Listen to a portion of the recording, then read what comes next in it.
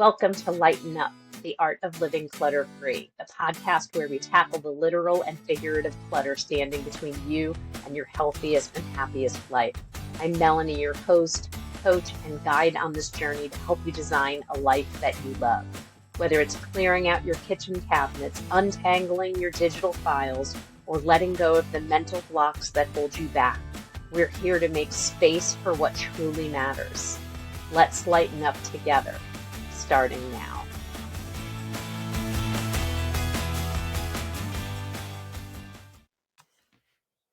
Hello there, beautiful humans. Welcome back to Lighten Up, the art of living clutter-free. I'm Melanie Cohen, and I am your purple-haired, truth-telling, clutter-busting coach. And today we're talking about something kind of epic. We're talking about superheroes. Not Superman, not Batman, not Wonder Woman, not the ones with like billion-dollar movie franchises. I'm talking about you. The version of you who gets back up when life knocks you down. The one who's been through hell and back and still finds a way to show up. The one who may not see yourself as a superhero because, let's face it, we've all been taught superheroes are flawless, untouchable, and extraordinary. And here's the thing. I have a different take on this. What if being a superhero isn't about powers or perfection? What if your heartbreak, your burnout, your missteps, and your messy, glorious comeback stories are the real origin stories? Let's talk about that. The flawed, the fierce superhero archetype is what we tend to think of when we think of superheroes. We often think about what they can do. They can leap tall buildings. They can bend steel. They can stop a speeding train. They can go invisible. But I want to flip that on its head. I want to talk about who they are, because every good superhero has a backstory. They've all lost something, a parent, a thing. They've all had to wrestle with their identity. Who am I? Do I hide? Am I out in the public? And the reality is that's you too. I work with women every day who don't realize exactly how heroic they actually are.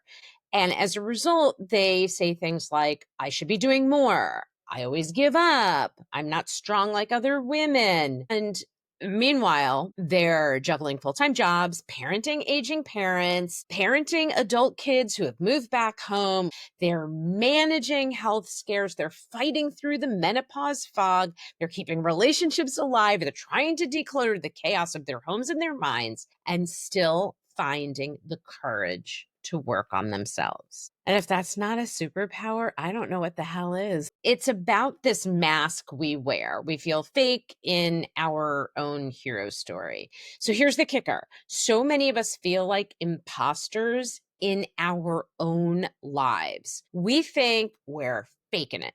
We're faking it till you make it. And that we don't deserve to call ourselves strong or capable or worthy until we've hit some big and magical milestone. The reason superheroes wear masks is for a reason. Sometimes it's to protect others. Sometimes it's to protect themselves. And sometimes it's because they haven't fully stepped into what they or who they are yet. And that feeling of, I'm not really that impressive, or I don't have what it takes, is the voice of self-doubt. It's what I call, say it with me, mental clutter. And like all clutter, it's taking up space that should be filled with the truth. And the truth is, you are not here to be perfect. There is no such thing as perfection. You are here to be real. You are allowed to be powerful and broken. You are allowed to be brave and afraid all at the same time. You are allowed to feel fake while still being absolutely magical. So the thing is that this means we need to lean into the idea of failure actually being a superpower. So let's talk about that thing that no one wants to talk about, that nasty word, failure. Every superhero has a moment where they fall, where they lose the fight, where they question everything. But What makes them a hero is that they keep going. Your failures are not signs that you're falling short. They're signs that you're showing up, that you're taking risks, that you're trying, that you are failing forward. So I want to tell you one of mine, because there was a time in my life I was sure I had finally made it. I had the job I loved, the clients I adored, the structure I craved, and yet I was significantly underpaid and undervalued. And I stayed way too long out of fear. I had fear that no one would want me. I had fear that I didn't have what I needed to go out on my own. And it took a really long time, but I eventually left. And I struggled.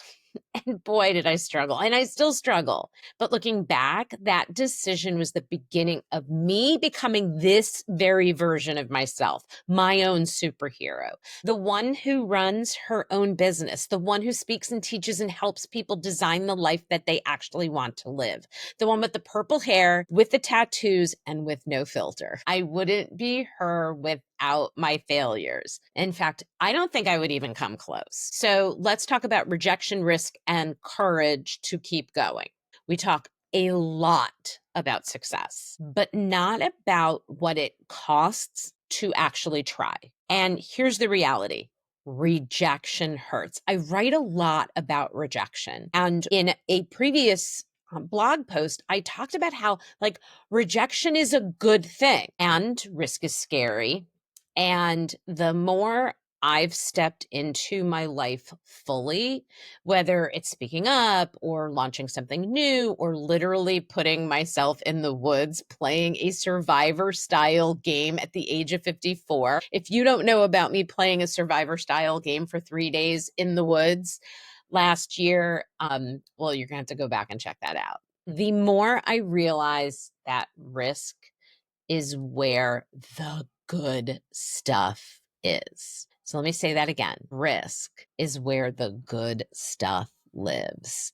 When you try and fail, you gain clarity, you build resilience, you learn to trust yourself. Rejection isn't a no to you, it is a no to a version of you that wasn't quite right for them.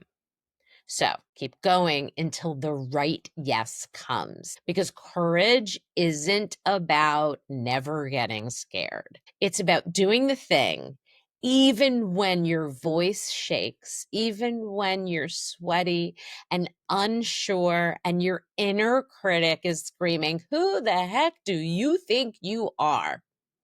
I'll tell you, you're a damn superhero. So it's about the everyday hero moments. Sometimes being a superhero isn't a big dramatic transformation. Sometimes it looks like saying no without guilt, drinking water instead of wine, even just one night, putting on sneakers and walking to clear your mind, maybe not walking very far, letting go of a pair of pants you haven't fit into in 10 years, whether they're too big or too small. I had a client tell me that the bravest thing she did last month was delete 3 food delivery apps from her phone. That was it. That was her moment. And it was heroic because she was reclaiming power. It was one tiny act of self-respect, and it changed her week. Superheroes don't always save the world. Sometimes they save themselves. So you don't need a cape, although a cape might be a cool thing. All you need is clarity. So let's bring this full circle. You don't need to do more to become heroic. You need to see yourself differently. You need to declutter the bull. Yeah, I said it.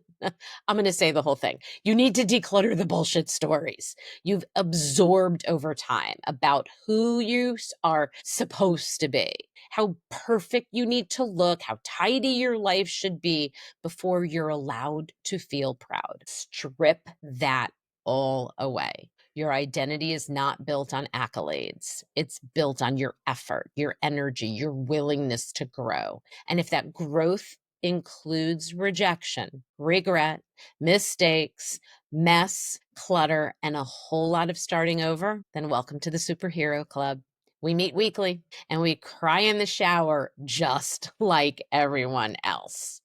So your origin story isn't over. So what I want you to take away from today is that you should not underestimate your ordinary. Don't disqualify yourself from greatness because your cape is wrinkled or your confidence has holes. Definitely don't wait for someone else to validate your worth. You're already doing the brave thing, trying. That is a superhero move. And if you're feeling the weight of your own clutter, physical, environmental, emotional, mental, I got you. Let's talk. Book a free clarity call using the link in the show notes. We'll look at your failures. For those listening, failures has air quotes. We'll look at your failures together and see them for what they really are, their power sources. And then we'll make a plan for what comes next. So let's lighten up, cape optional. Your life is waiting. Thank you for tuning into this episode of Lighten Up, the Art of Living Clutter-Free. I hope you found a spark of inspiration to help declutter not just your space, but your mind and life as well. If you enjoyed this episode, please be sure to subscribe, leave a review, and share it with someone who could use a little lightness in their life. Remember, it's not about being perfect, it's about progress. Small steps lead to big changes, and I'm here to help you every step of the way. For more tips, resources, and ways to connect, check out my website, follow me on social media, and don't forget to check out the Design Your Healthy Life Strategy program to take your transformation even further. Until next time, keep letting go of what no longer serves you and making room for what truly lights you up.